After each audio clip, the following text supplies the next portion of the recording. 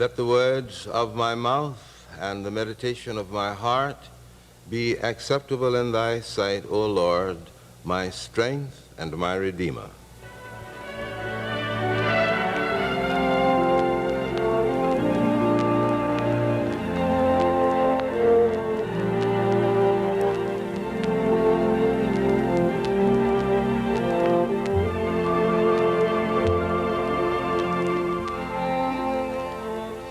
As is my custom, each year on the Friday before Lincoln's birthday, I read from Stephen Benet's John Brown's Body, and I will read for as much time as I have. I begin then. Lincoln is speaking. They come to me and talk about God's will in righteous deputations and platoons, day after day, laymen and ministers.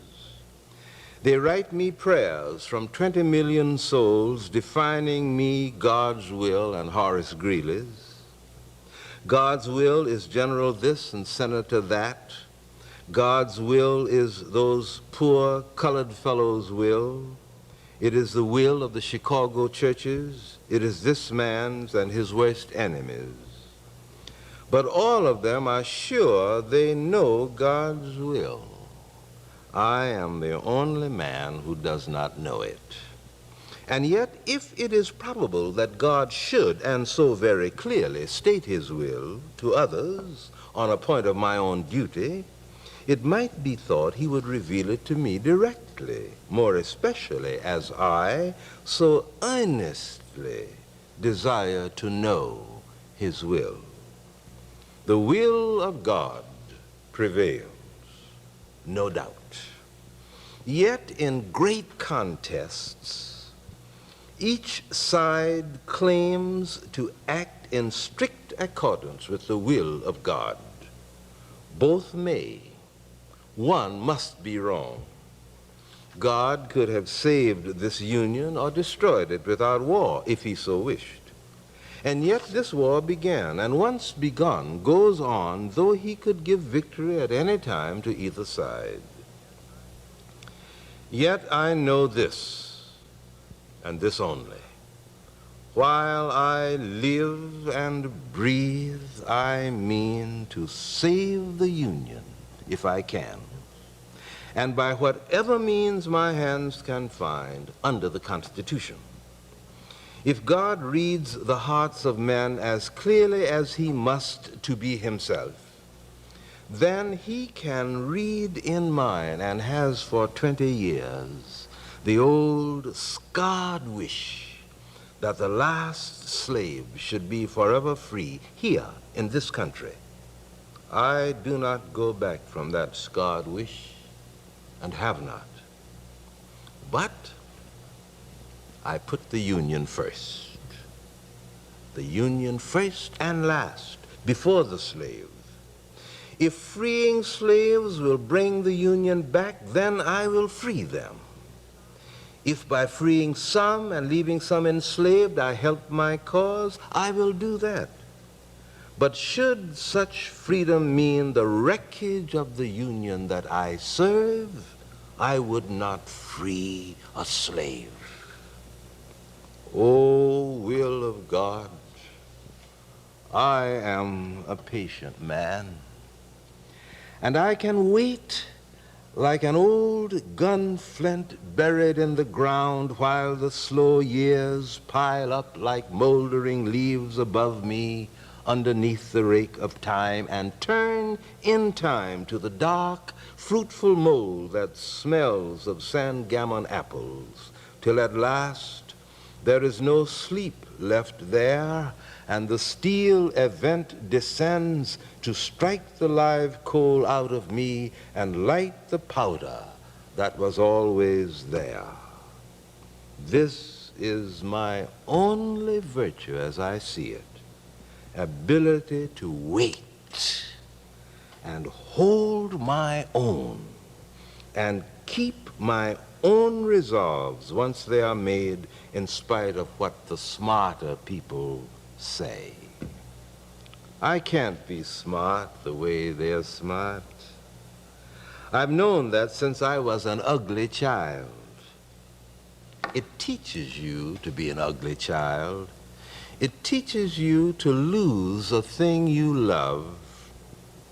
It sticks your roots down into sandgammon ground and makes you grow when you don't want to grow, and makes you tough enough to wait life out, wait like the fields under the rain and snow. Then, this. I've never found a church that I could join. Although I've prayed in churches in my time and listened to all sorts of ministers, well, they were good men, most of them. And yet the thing behind the words, it's hard to find.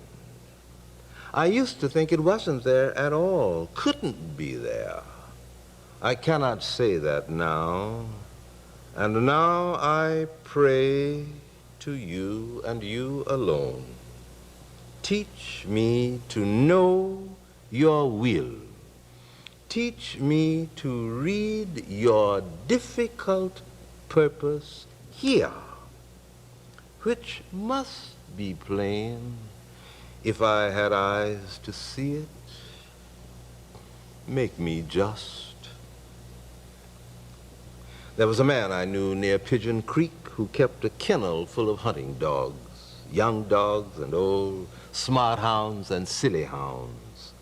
He'd sell the young ones every now and then, smart as they were and slick as they could run. But the one dog he'd never sell or lend was an old, half-dead, foolish-looking hound you wouldn't think had sense to scratch a flea unless the flea were old and sickly too. Most days he used to lie beside the stove or sleeping in a piece of sun outside. Folks used to plague the man about that dog, and he'd agree to everything they said. No, he ain't much on looks or much on speed. A young dog can outrun him any time, outlook him and out-eat him and out-leap him. But mister, that dog is hell on a cold scent. And once he gets his teeth in what he's after, he don't let go until he knows it's dead. I am that old deaf hunting dog, O Lord, and the world's kennel holds 10,000 hounds smarter and faster with finer coats to hunt your hidden purpose up the wind and bell upon the trace you leave behind. And when they fail and lose the scent, I will keep on because I must keep on until you utterly reveal yourself and sink my teeth in justice, soon or late. There is no more to ask of earth or fire, and water only runs between my hands.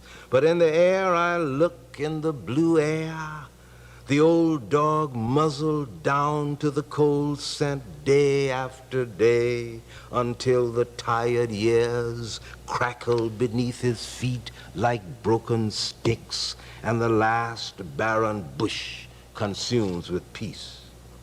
I should have tried the course with younger legs. This hunting ground is stiff enough to pull the metal heart out of a dog of steel. I should have started back at Pigeon Creek from scratch, not 40 years behind the mark. But you can't change yourself. And if you could, you might fetch the wrong jackknife in the swap. It's up to you to whittle what you can with what you've got. And what I am, for what it's worth, hippo and legs and all. I can't complain. I'm ready to admit you could have made a better-looking dog from the same raw material, no doubt. But since you didn't, this'll have to do. Therefore, I utterly lift up my hands to you, and here and now beseech your aid. I have held back when others tugged me on. I have gone on when others pulled me back, striving to read your will, striving to find the justice and experience of this case, hunting an arrow down the chilly airs until my eyes are blind with the great wind and my heart sick with running after peace.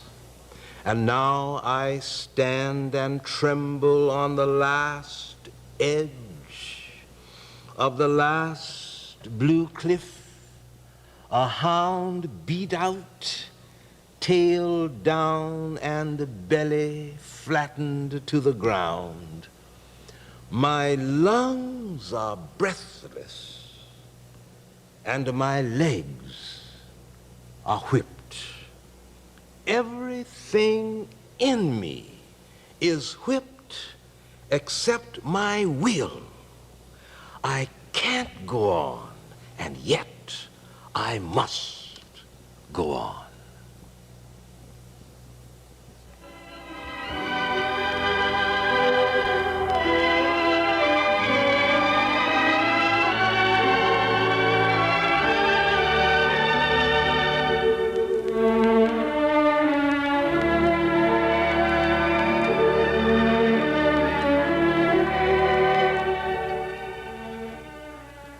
Let the words of my mouth and the meditation of my heart be acceptable in thy sight, O Lord, my rock and my redeemer.